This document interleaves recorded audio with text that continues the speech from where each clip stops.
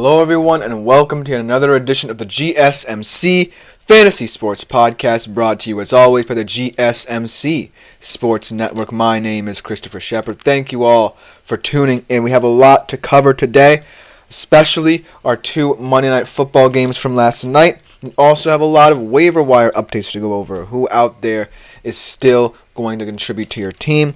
Also, a little bit of a bold fantasy prediction segment, a don't be surprised if you will kind of segment, and also going over some of my rankings for this upcoming week. It should be a fantastic show. Before we get into any of that, I do want to remind you yet again to consider liking, following, and subscribing to the show and the network.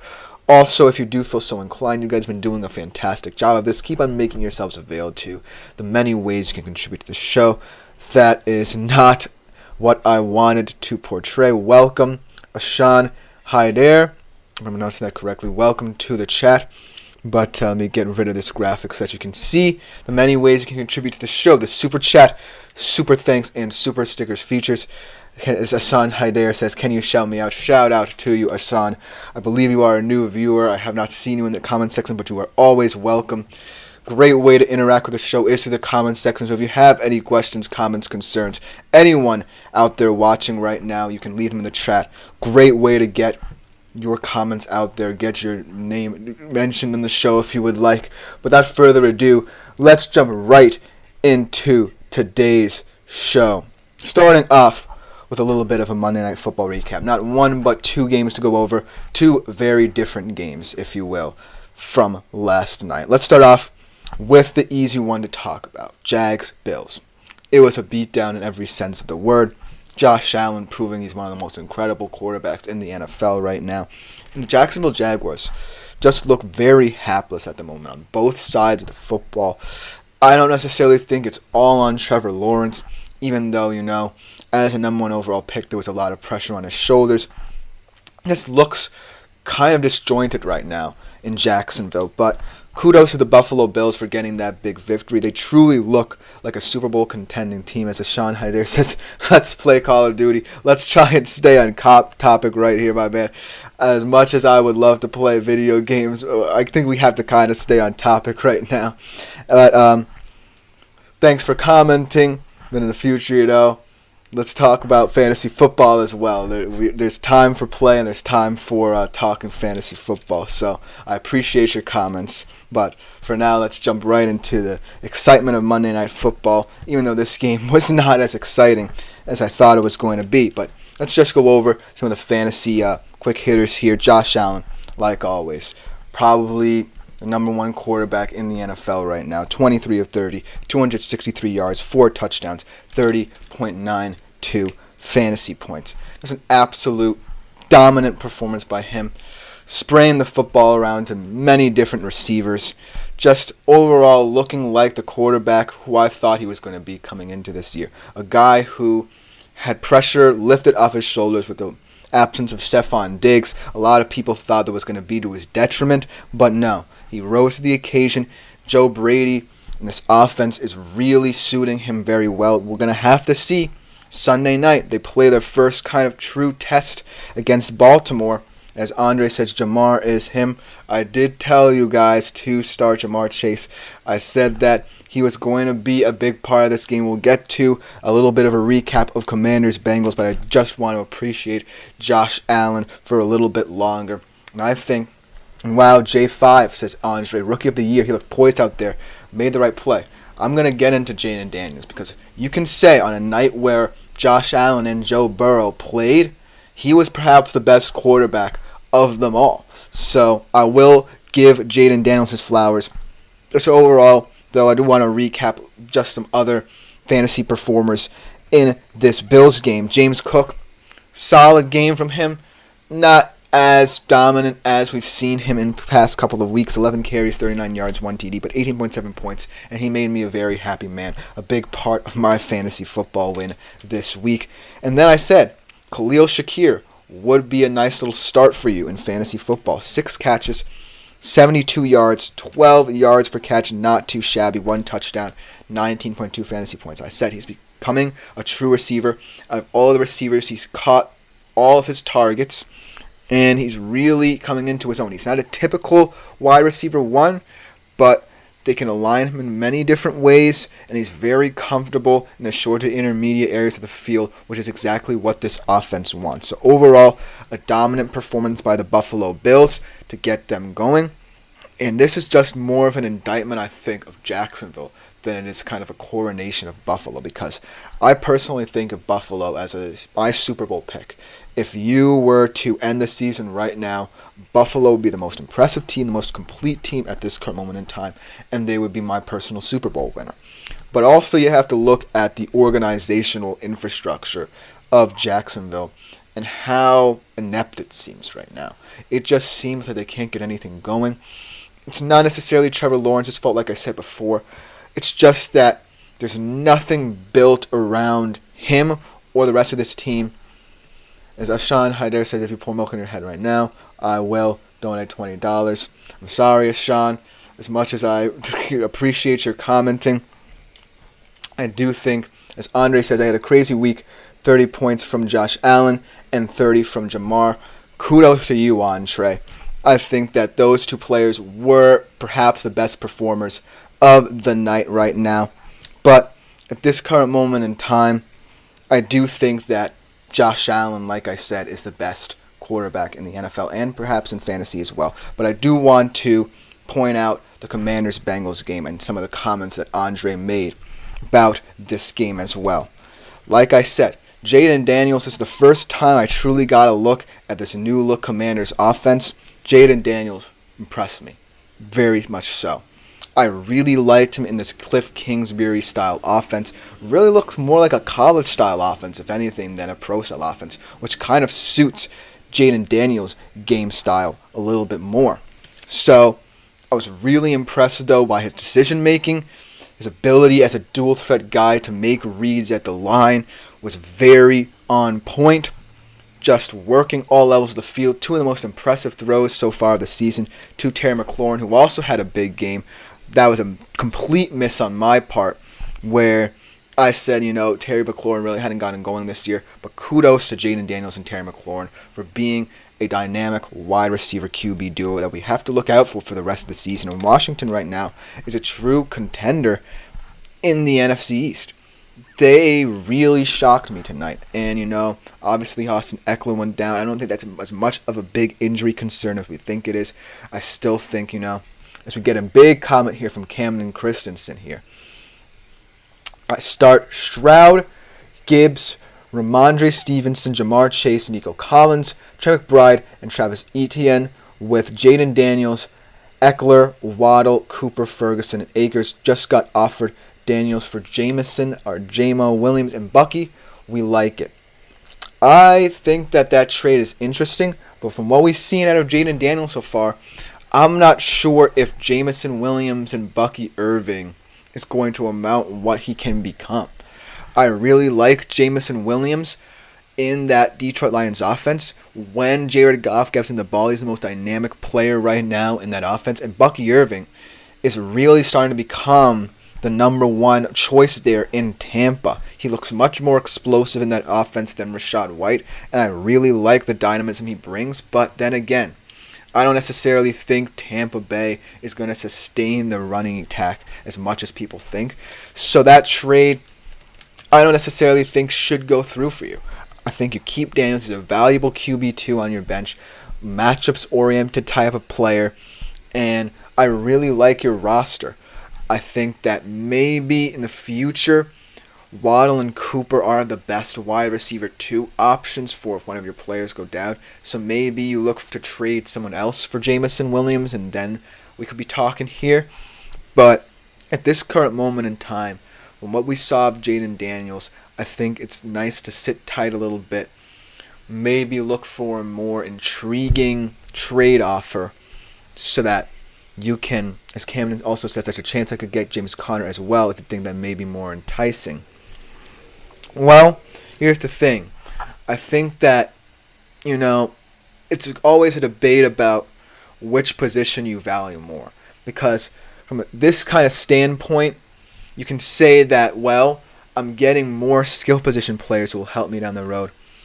As Ashan donates $2, thank you. Hassan. And he says, Cameron Christensen also says, I'll decline it. He wants Daniels.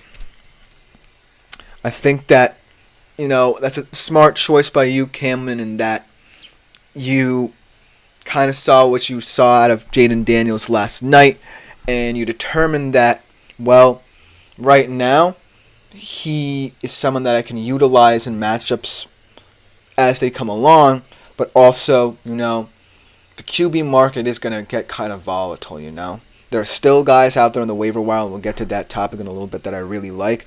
But as of this current moment, I think that Jaden Daniels is just too valuable to let go just now, even if that this current moment in time, you don't necessarily know week by week what Jaden Daniels is.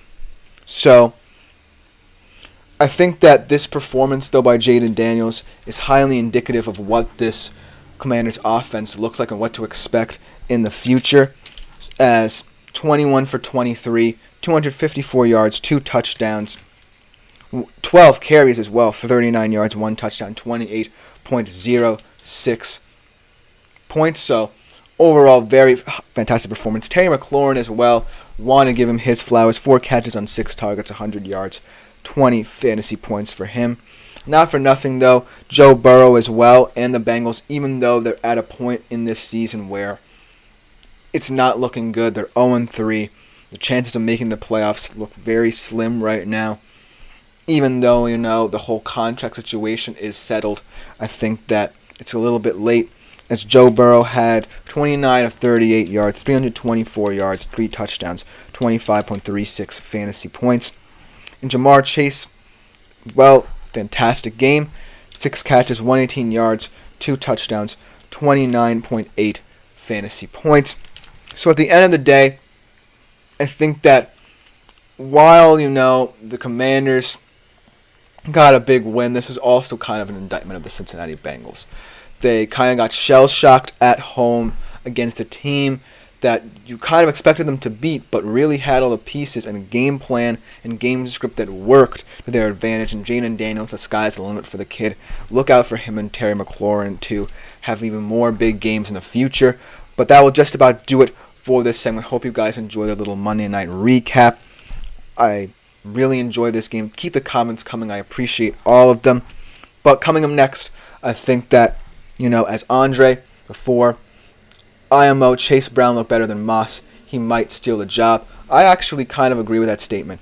Both of these running backs kind of did look very nice in this offense, look very potent, as both of them contributed in many different ways. But I would agree, Chase Brown looked a little bit more explosive in terms of what he brought to this team. I really still like Zach Moss because he is someone who's a workhorse, workman-like back, but I agree that Chase Brown adds more value as an explosive player. So thank you for that comment, Andre. Keep them coming, but we do have to take a quick break.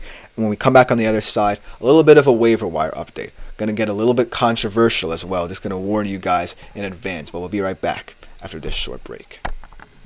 I feel like I'm losing my mind. Is everybody in the world blind? Please, Lord, give me a sign, a sign.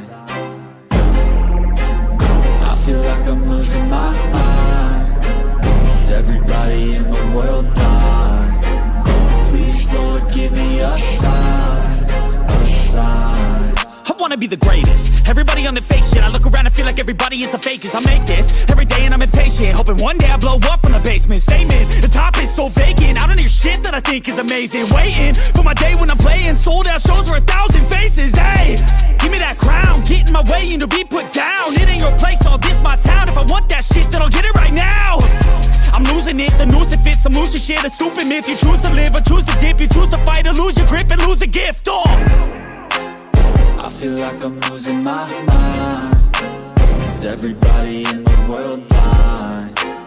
Please, Lord, give me a sign, a sign.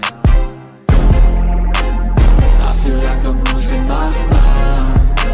Is everybody in the world blind?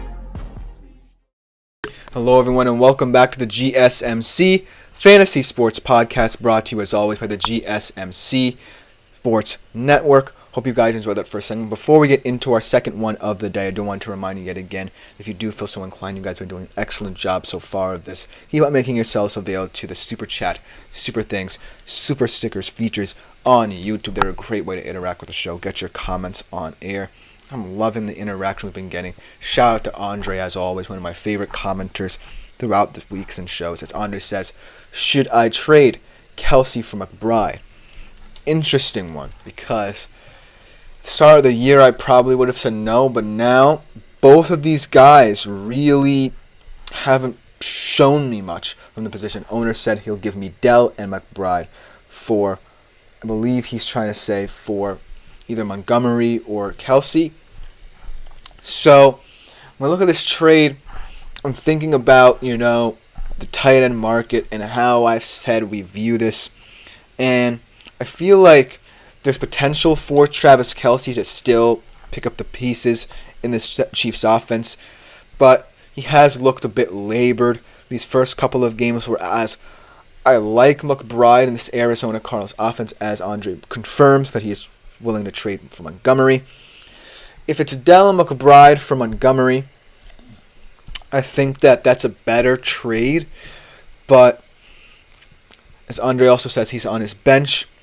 I think that Montgomery, though, has had an impressive start to the season. I'm not sure how long that will continue to go, because I do think the Lions will get back to utilizing more pieces. They still have Amon-Ra. Has a couple of decent games. The guy's Brandon Aubrey. I kind of want to ask for him instead of Dell. Well, Brandon Aubrey might be one of the best kickers in the league, and he might be worth a lot more points right now than actually some skill position players. So, whatever you want to do, a lot of interesting pieces in this trade.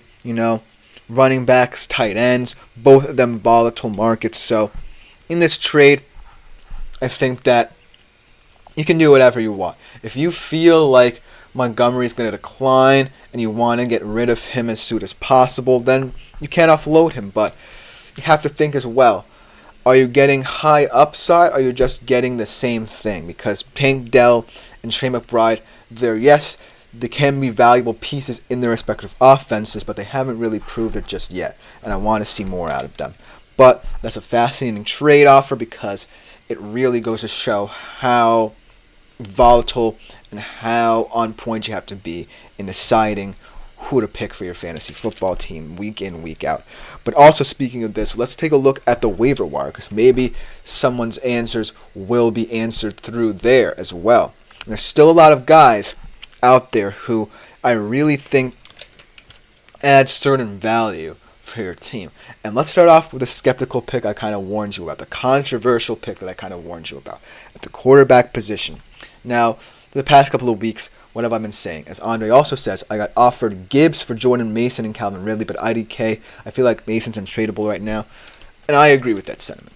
I love Gibbs, but actually, if you want my humble opinion about the Lions offense, I think Montgomery has been the better back, flat out. And I think that, as Andre, how does Yoshivas keep catching these touchdowns? I told you, man. I love Andre Yoshivas as a wide receiver 3 in Cincinnati. I hope, if that whole contract thing still is a point of tension, that Andre Yoshivas gets an opportunity. He made some incredible catches. Yes, he made some rookie mistakes, but he made some incredible catches, has good body control, runs good short to intermediate routes, so he's going to be someone who I'm looking at maybe for next year, or maybe in a dynasty league even, for a fantasy football team in the future. But let's talk about this controversial pick, because I really want to get your guys' opinion on this, because I talked about all the quarterbacks you could find on the waiver wire and the value they could add. The Darnolds, the Geno Smiths, the Baker Mayfields of the world. Kirk Cousins, even in my league, is still out there. But the guy who I want to make my little elevator pitch about, how about Gardner Minshew? Yes, this is a guy who just lost to a Panthers team that seemed directionless, but hear me out. As I was kind of watching, Sunday NFL Countdown leading up to the game, I was thinking, okay, the Panthers-Raiders game is going to kind of be a weird game, but I think the Raiders should be able to pull it out. Pretty impressive win against Baltimore last week.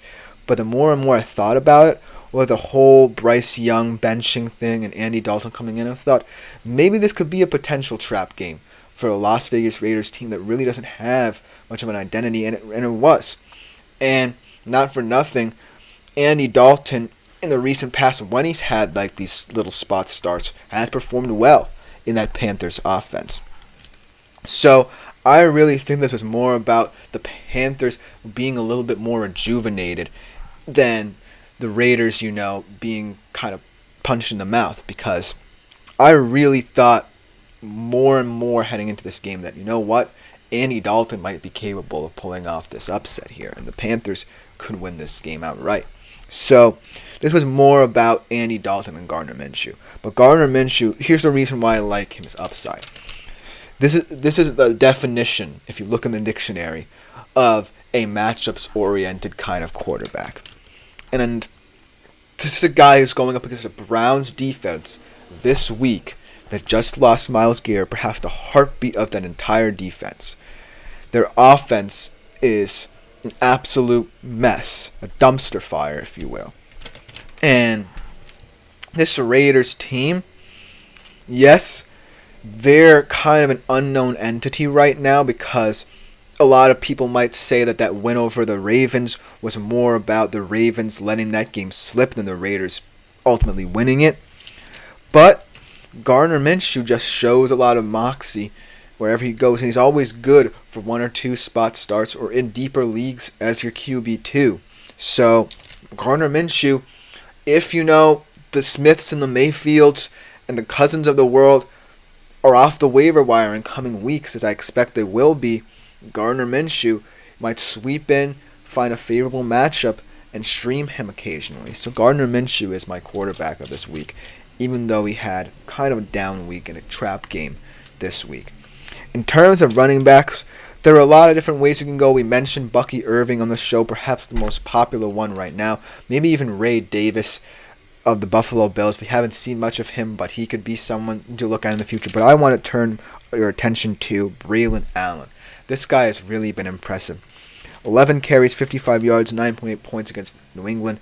Kind of down from what we saw out of him in that second game against, I believe it was, I'm forgetting who the Jets played in their second game. The Titans. That's right. Kind of a down game from what we saw of him from the Titans game. But I do like the duality of both of these backs.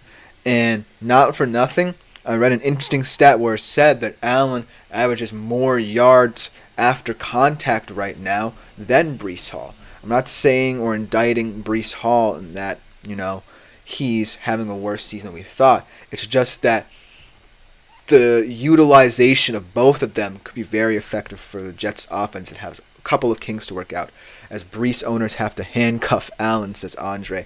I think that, it's not a moment of panic if you're a Breece Hall owner, because this Jets offense has a lot of talent to it and a lot of mouths to feed. And from what we saw of them in the Patriots game, there are so many different talents in this roster. You have Breece Hall, Garrett Wilson, Tyler Conklin, who I'm going to mention a little bit in terms of tight ends you can find on the waiver wire.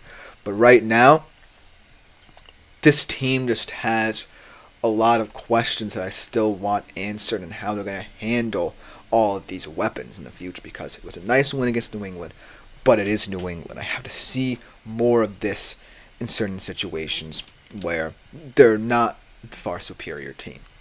So Braylon Allen, though, is someone who I really like, especially as a red zone threat, especially as someone who can alleviate the load of a Breece Hall, kind of balance out the touches in this team. So look for Braylon Allen to be a nice little pickup for you in the future. But again, in terms of tight ends, another Jet, Tyler Conklin. Really impressive game from him against New England. 14.3 fantasy points, 5 catches for 93 yards. What I love about him is when Aaron Rodgers was forced to work out of structure, he adjusted his routes the best of any Jet skill position player, in my opinion, to get open for his quarterback. So Tyler Conklin might not be the most appealing tight end. And I know that a lot of people will be jumping on TJ Hawkinson with urgency as soon as he's off the PUP list and want to pick him up. But you can be smart and make the better move here in terms of getting a guy who's proving to be someone who can grow and mature in this Jets offense and be kind of a sneaky asset for them down the road. As much as I love TJ Hawkinson, someone might have already even picked him. So if you really want a high reward kind of guy, then it's Tyler Conklin as your tight end position. But another wide receiver who I want to mention who may be picked up already in certain leagues out there, Malik Neighbors. I think that a lot of people were a little bit on the fence about him because they liked him as one of the better rookie wide receivers in this class, but they didn't know how the Giants' offense would look like. Well, it's safe to say that when Daniel Jones gets him the ball, he is perhaps the best wide receiver he's ever had in his time as a Giant. 8 catches, 78 yards against the Browns. So he's kind of one of those players who, throughout certain weeks, fantasy managers might get a bit more tentative about and a bit more loose with, because I'm still not high on the Giants' offense, even though they have a good win under their belt right now. So it's going to be a week in, week out thing. But what can I say? He's either going to be on your league's waiver wire or he's already picked up, because he's kind of one of those weird players who you don't really know how to handle right now. But, like I said, maybe in, say, the future, someone will be like, okay, the Giants' offense is a dud, and then you might be able to pick him up. And who knows, if they're out of playoff positioning and they're not fighting for a playoff spot, Malik Neighbors can have big games and shock some people down the road. But for now, he's an interesting commodity that I just wanted to throw out there. But the guy who I think will still be on the waiver wire, two guys really, Tutu Atwell, and to a lesser degree, Jordan Whittington, because the Rams had a very impressive victory, very Kyron Williams oriented and predicated throughout that game. There's a reason that he got them in. But for the time being, the Rams wide receiver room could be a gold mine, but it could also be a detriment to your team as well, because they're still trying to figure out who is going to lead them in the time that Kupp and Puka Nacua will miss. So Tutu Atwell, though, had a pretty impressive game. 93 yards, 13.3 fantasy points. I would still utilize him on my bench. And the reason I threw Jordan Whittington out there is perhaps he's the best route runner out of all of them. He's probably not going to get many targets in this system because he's still kind of, even without Kupp and Nacua, the wide receiver 2 to 3 on the Rams roster, but he's still someone who I value highly as a route runner. As Matthew Albritton enters the chat with an interesting one that will probably take us to break. Traded CMC for Brian Robinson Jr. and Brandon Ayuk last night. I already have Jordan Mason. W thoughts? I think that's a very valuable pickup because we don't know how long CMC will be, right? So you're right to have qualms about him and want to trade him away. Brian Robinson Jr. and Brandon Ayuk. That's a very interesting investment as well, because Brian Robinson Jr. last night had a couple impressive carries, but as we saw, the offense didn't look the same. The Eckler, which is kind of surprising to me because I thought Brian Robinson Jr. was going to get more touches as the season progressed in this offense, and it could project to be that way still. So he's an interesting pickup.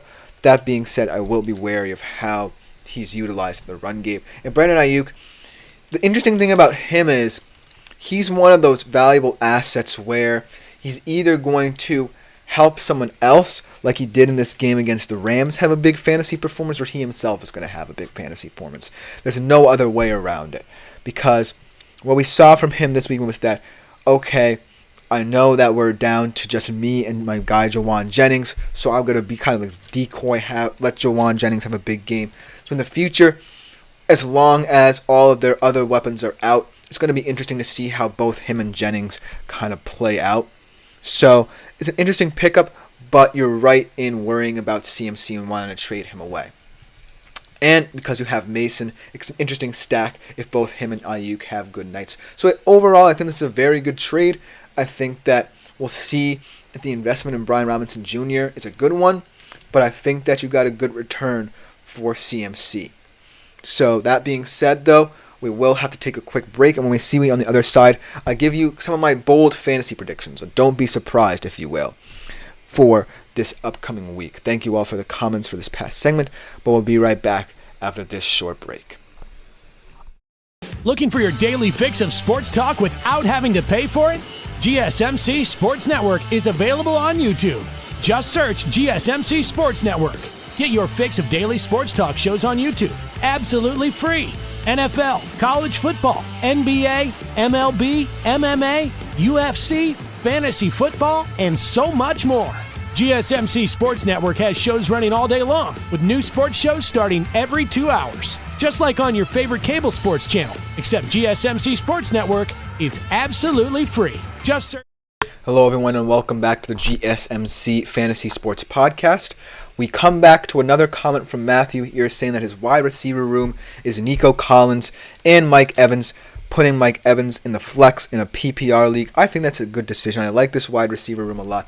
It is very heavily reliant on how their quarterbacks play, as both Stroud and Baker have shown a little bit of struggle in the past couple of weeks, but overall, it's still a nice wide receiver room. They are going to get the lion's share of targets in their respective offenses. So overall, I think your wide receiver room is set, and it just makes this trade look even better because Ayuk is a valuable asset as well, whether on the flex or on your bench, especially in a PPR league as well. So I really like that. But for our third segment of today's show, we are going to be looking at some bold fantasy predictions I made before Week 3 games. Could come back to bite me in the future, but these are just some of the bold predictions that kind of stand out in my mind when I think about the Week 4 games upcoming.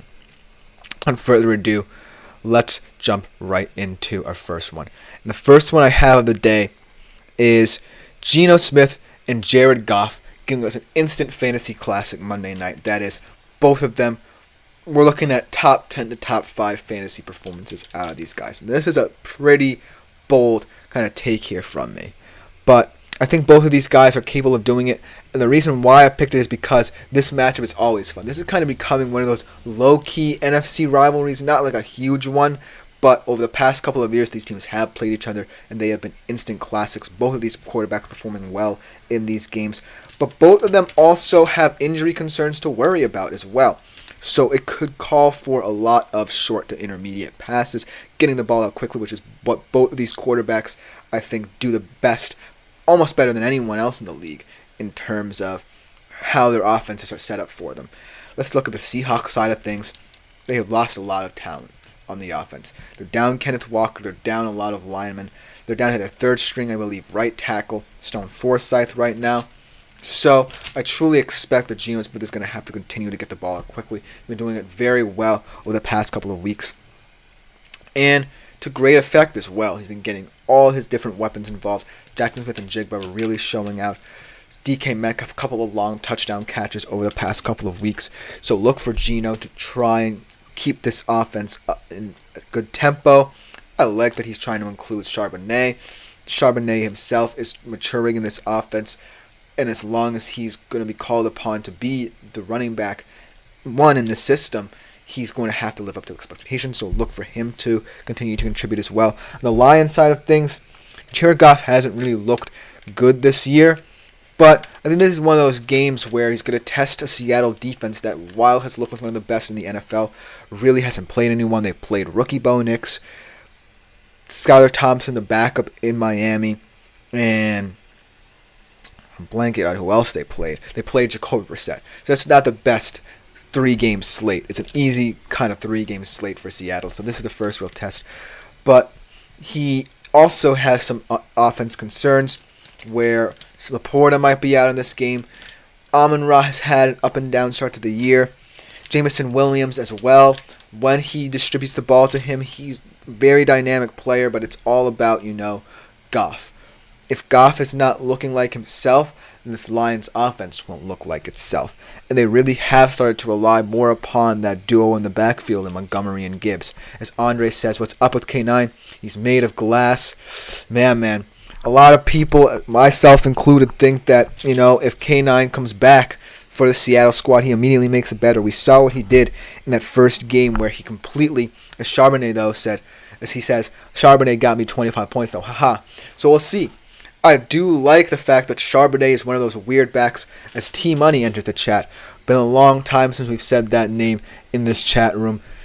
Welcome back, T-Money. Should I trade Connor and JMO for JT?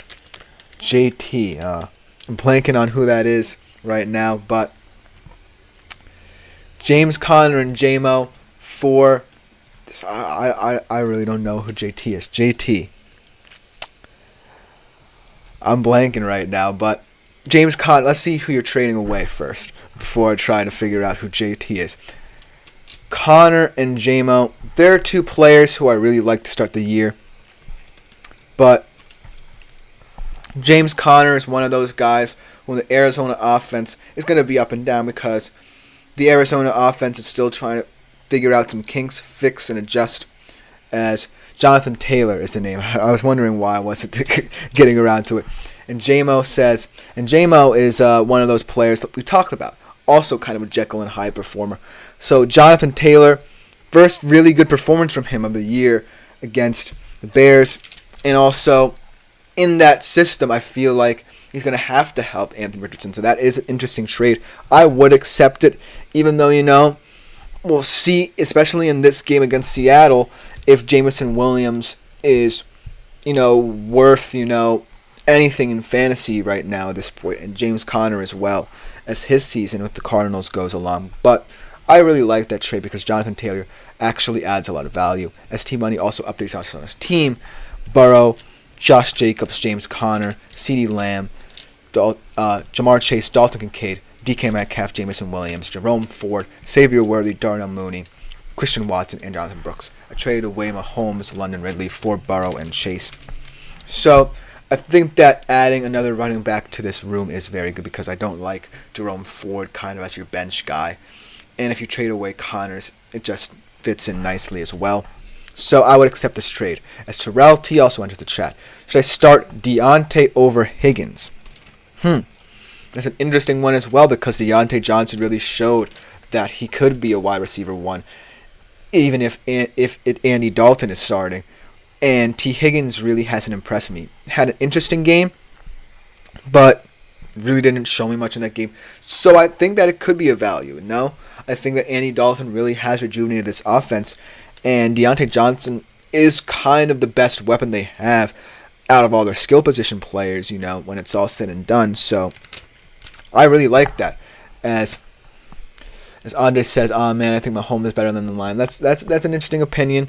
Burrow is kind of one of those guys who right now is at a tough spot, but he did have some bright spots. Had a big game last night against Washington, even in that loss. So who knows?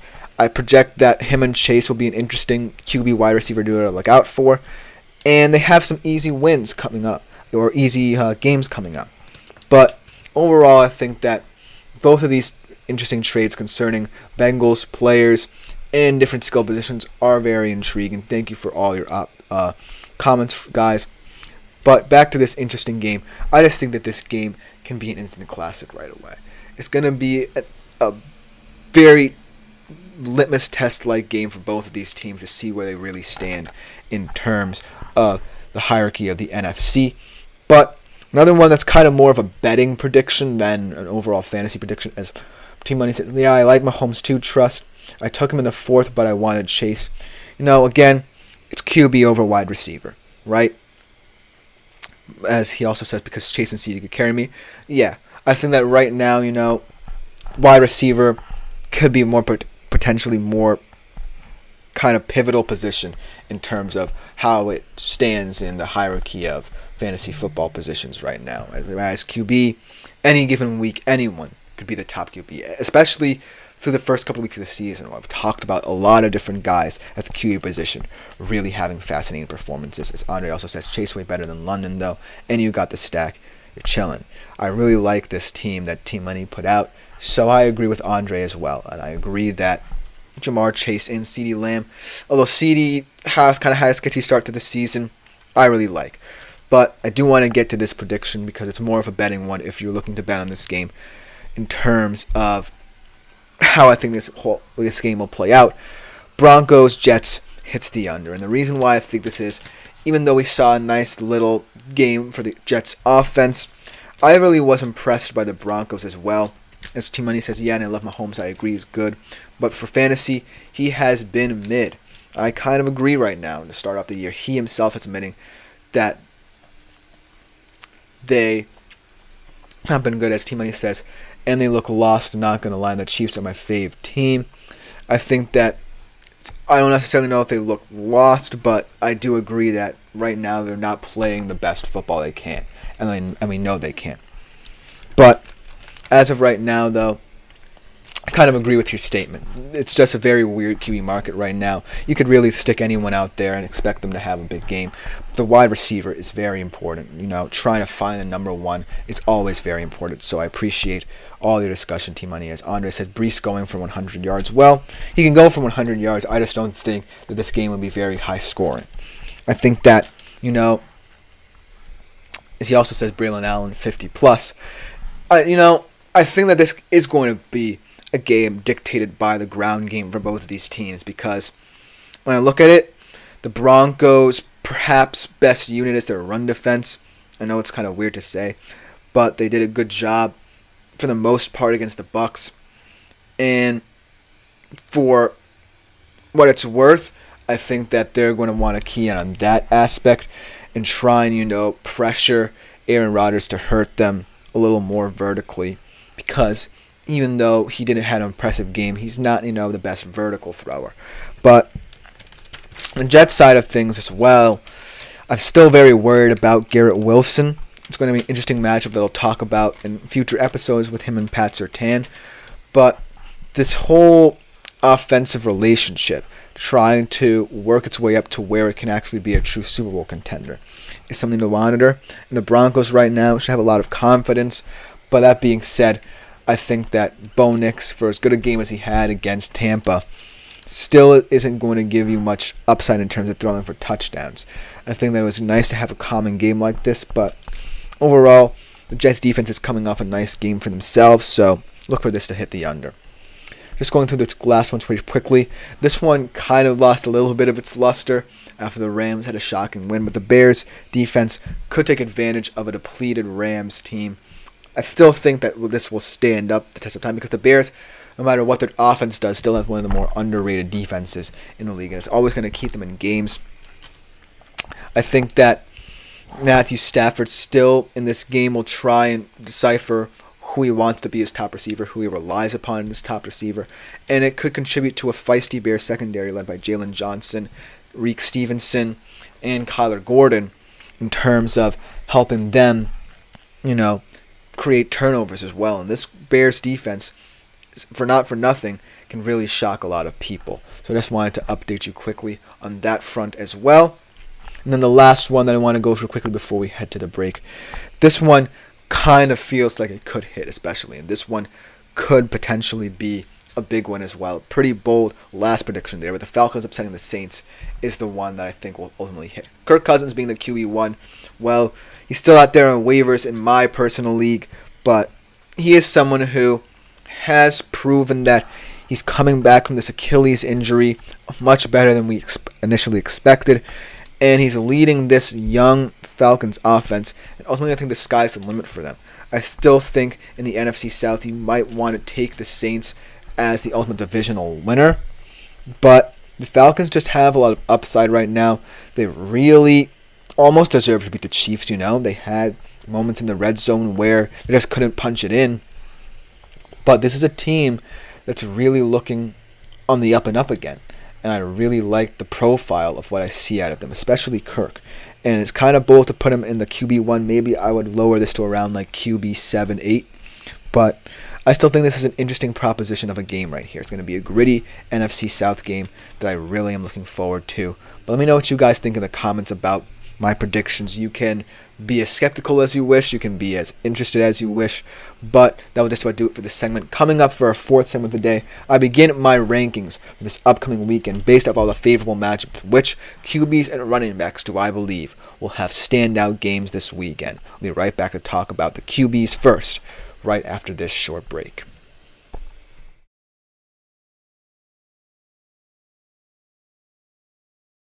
For the best and latest podcasts available anywhere, go to the podcast app on your cell phone and type in GSMC to access free content-rich podcasts on health and wellness, book reviews, sports, entertainment, relationships, social media, movies, technology, finance, and even weird news. Subscribe and download the GSMC Podcast Network's family of shows. Available everywhere podcasts. Hello, everyone, and welcome back to the GSMC Fantasy Sports Podcast, brought to you as always by the GSMC Sports Network. Like I said before the break, we're switching gears a little bit, going to our personal rankings for this week at all different positions, starting off with the QB position. Now, a lot of you guys might be a little bit skeptical of the list I compiled. Remember, this was before I watched the Week 3 games, and this was heavily based off the matchups from this week. So, you can feel free to bash me in the comments if you wish, because it's not, a list I would expect many people to have compiled going off what their eyes saw. But remember, this is just me looking ahead at the Week 4 matchups before the Week 3 ones and trying to figure out who potentially have a big game. So, without further ado, let's get into my list. If you have any comments, feel free to leave them. I'm always looking for some interesting advice here. But the first one I want to talk about is Baker Mayfield. And this one kind of aged poorly after that poor performance against Denver in a game they should have won. It really kind of regressed to the old Baker, where he was tentative in the pocket, didn't have that same escapability, didn't really look very good going through his reads, and it was just a horrible performance all around. But against Philly, this is going to be a game where, Philly is going to try and stay in this game as long as possible, but I'm still a little bit skeptical of Nick Sirianni in this game, if anything. So they kind of had the advantage in terms of coaching, at the very least, the Bucs. But I still think, the Eagles' defense proved something to me, even though that game could have been more about the Saints being paper tigers than, actually the Eagles' defense really showing up and showing out. But this game, the reason why I still think Baker can have a good game is because I think that when the stage is big for Baker, I think he understands the facts that he has to live up to what his team expects of him.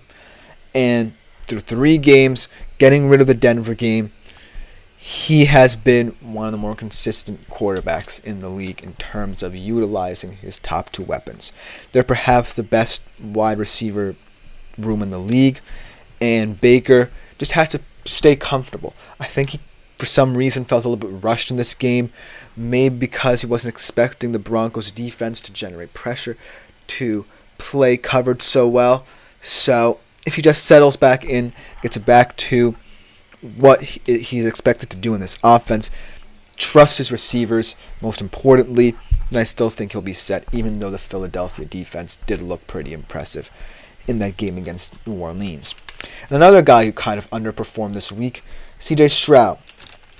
CJ Stroud, I was really shocked by his underperformance this week, but it was a Brian Flores coach defense, and Brian Flores is always excellent at knowing a quarterback's weakness and developing a game plan around it. He had a really impressive game. This Vikings defense, man, I can't wait to talk about them a little bit more as the season progresses, because they're just an opportunistic, feisty bunch, and they really made life difficult for CJ Stroud, especially pressuring him for as long as they did.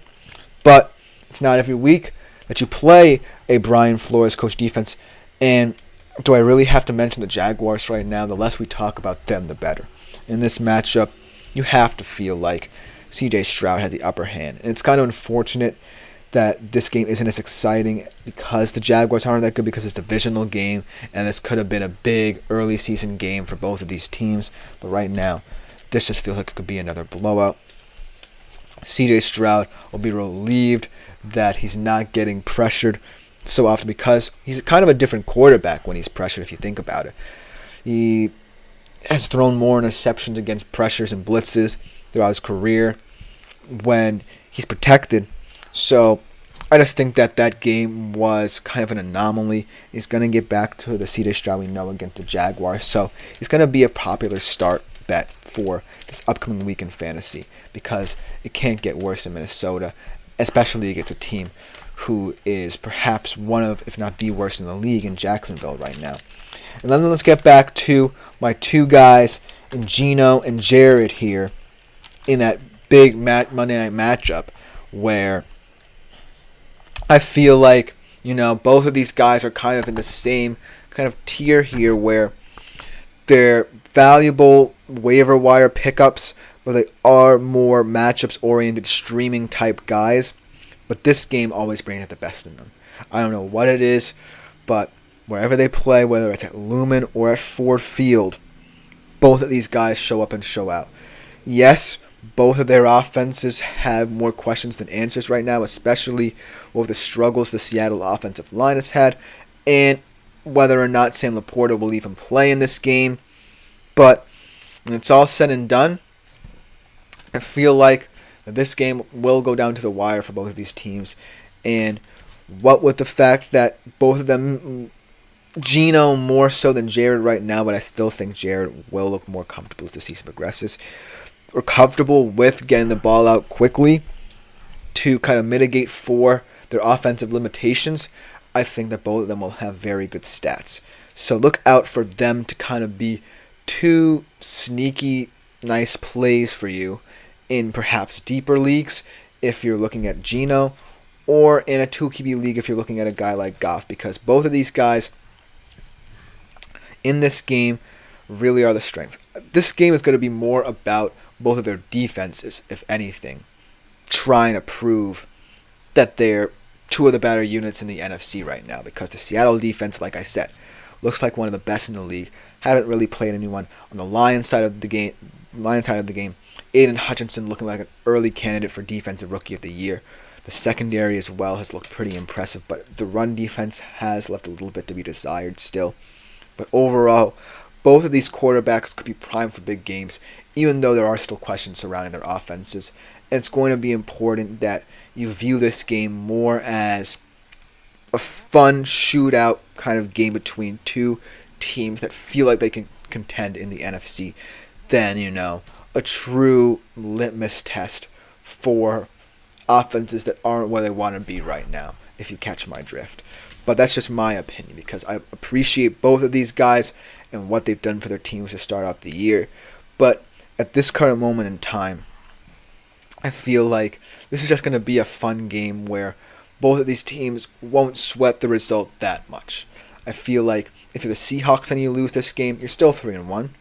You still have a pretty big advantage in the NFC West division, seeing as to how we don't know how the 49ers and Rams will look in the upcoming weeks. And if you're the Lions, well, if you lose to Seattle, yes, it's kind of a bad loss because Seattle is perhaps the most unknown 3-0 team right now.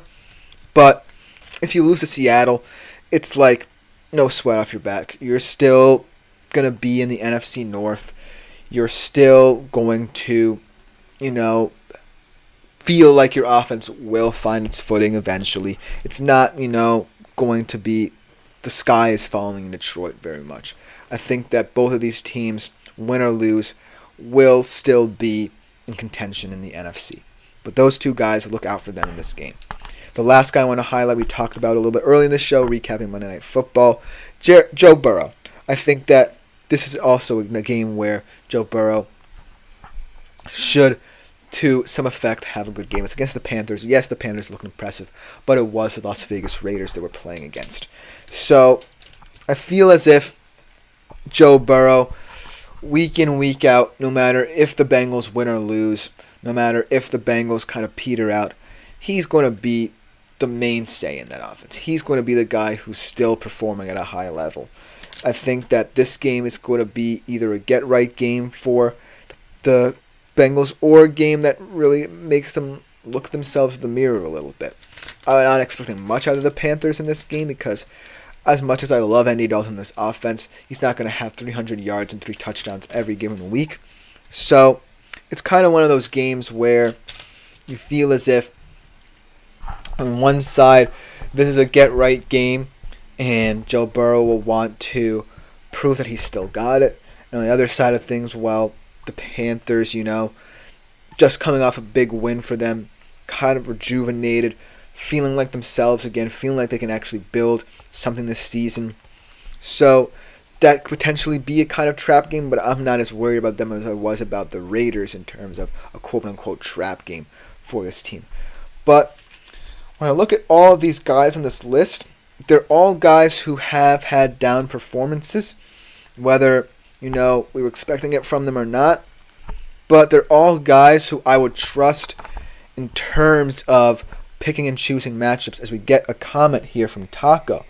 2-1 in the fantasy football season. He traded Godwin and Kyron Williams for Amon-Ra St. Brown and J.K. Dobbins. He has Hurts, Connor, and Dobbins now on his bench. St. Brown, A.J. Brown, Laporta, Jordan Mason. His bench is Pickens, Roma Dunze, Dowdle, Algier, etc. Also, trade Dobbins and Pickens for Marvin Harrison Jr. Throwing a lot at me here. This will most likely take us to break here. I do like this Godwin and Kyron Williams for St. Brown and Dobbins trade because, like I said, I really like Dobbins, especially now that they feel like they're going to be a more run or even more of a run-oriented team than they already are under Jim Harbaugh, especially not knowing the Justin Herbert situation and their 2 offensive tackles are down. They're definitely going to be run heavy. Amon-Ra's going to find his footing. I have Amon-Ra kind of been up and down all year, had some good performances, but I still believe in Amon-Ra St. Brown. I still believe in the all-pro that he is. And Godwin and Kyron's value is going to be weird to monitor because he had that nice game against the Niners this past week. So he could be someone who you might regret losing, but I don't really like him still. I still need to see it over a larger sample size, and Godwin as well. Someone who I really have liked to start the season, but Tampa's going to be a weird team to monitor, and I don't know if he's going to get as many targets down the stretch as a guy like Mike Evans.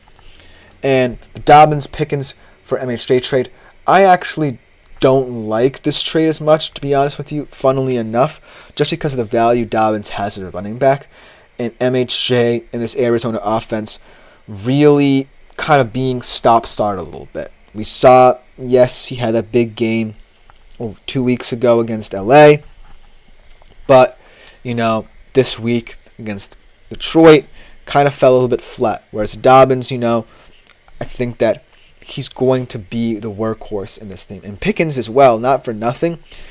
I think that, Pittsburgh's not a team that's going to want to rely on their passing as much, but still, they're a team that when they do hit the pass, George Pickens has the opportunity to have some explosive plays. But I will say the bench is a little bit skeptical. You might want to add depth through the waiver wire to this bench because Dowdle and Algier, I like Algier, but Dowdle is not necessarily looking like the best bench back. And Roma Dunze is definitely not looking to be someone who has had a good start to the season or will continue to progress because the Bears are an unknown offensive entity right now. But I do like this team. I do like the first trade. The second trade, though, might have to wait it out a little bit. But thank you for this, Taco. Good luck to you in your fantasy exploits. I have a similar record to yours, so I appreciate that. But we do have to take a quick break. When I see you on the other side, we continue with our rankings. At the running back position, which running backs do I expect to have big games? We'll be right back to finish the show with that segment right after this short break.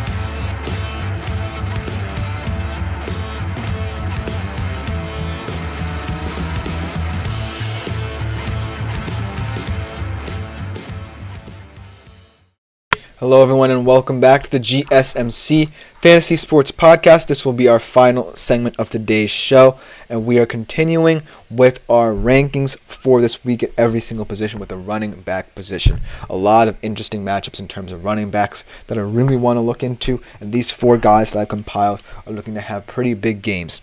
Without further ado, let's jump right into it, starting off with Aaron Jones. And this Vikings team is looking special in terms of fantasy because nobody really expected Sam Darnold to be one of the better fantasy QBs in the league, and yet he is. No one really expected Justin Jefferson to perform as well with an unknown entity at quarterback, but he still is. But the big X factor to me over these past couple of weeks is the play of Aaron Jones. Last year, I think what really troubled the Vikings, and what would have troubled the Vikings this year, had, say, either of J.J. McCarthy and Sam Darnold played, was the struggles in the run game. Alexander Mattison was just not cutting it for them. They signed Aaron Jones, and he's been a revelation for them, and really been what makes the offense tick. He keeps them on schedule, really alleviates some of the pressure on Sam Darnold. It doesn't look like he needs it anyway, but just makes this offense a little bit more potent to think about. And I think that against the Packers, it's going to be tougher. It's their first divisional matchup, and it's always bad blood between this team. Returning to Green Bay, I think that Aaron Jones is going to be primed to have a big game. Because look, the Packers secondary right now is looking like the best part of their defense, the biggest strength. And Justin Jefferson and Jair Alexander, yes, you can say Justin Jefferson has won this matchup more often than not in terms of his play, but the way that Xavier McKinney has really helped this Packers secondary, I'm skeptical if the Vikings' pass game will be as diverse as it has been in recent weeks. And so Aaron Jones will be the X factor in this game. And against the Texans, against a pretty good run defense, not the best one, 28.8 fantasy points, 19 carries, 102 yards. I think that, as the Vikings offense starts to discover its best parts, Aaron Jones is going to be utilized even more.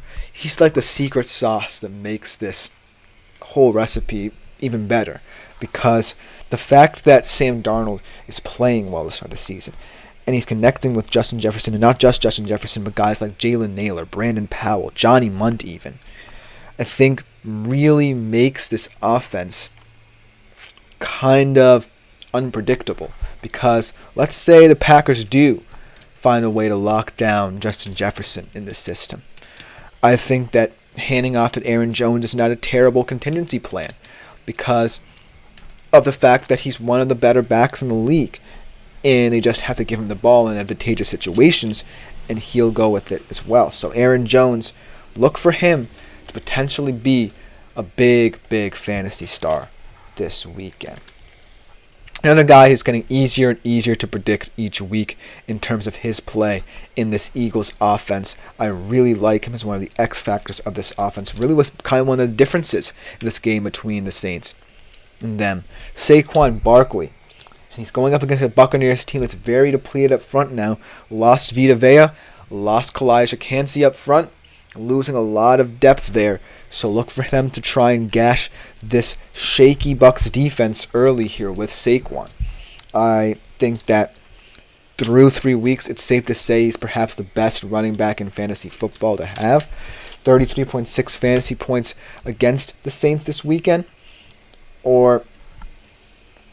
I think that the only thing holding back Saquon Barkley in this offense is, the timidity of certain decisions Nick Sirianni is making in situations where Saquon could get even more chunk yardage.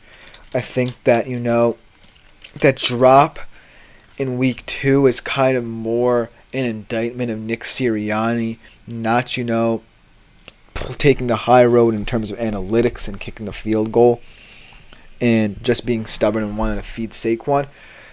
But if selfishness is the only thing holding back Saquon Barkley in this offense, then opposing teams should help out, because I think that even in moments where it's kind of the play to give the ball to Barkley, he's going to explode in this offense. And so I just think that, Nick Sirianni's decision making is taken with a grain of salt, but it's not, necessarily hindering stat-wise Saquon Barkley at the current moment. So I wouldn't worry if I were either an Eagles fan or a Saquon Barkley fantasy football manager, because week in and week out he's proving that he can make this Eagles offense more versatile. It's just a question of, whether or not, Nick Sirianni can appreciate that even more.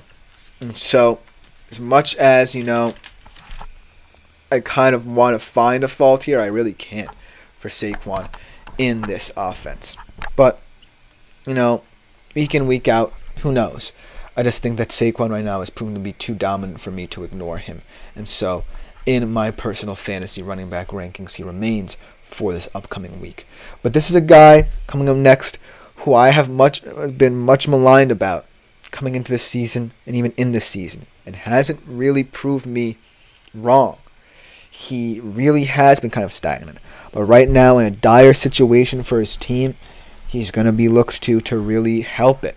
And so Devon Achane, I think, will have an interesting week. Only had 11 carries, 30 yards, 8.8 fantasy points. But the funny thing was, I don't necessarily think it was his fault, really. It was more a fault of Mike McDaniel and not getting him the ball more often, because they had a lot of success in those limited moments when they were running a ball against Seattle, in which Devon Achane was picking up valuable chunk yardage. And so, hopefully this week, Mike McDaniel will come to his senses and allow Devon Achane to get more touches, because they really need it.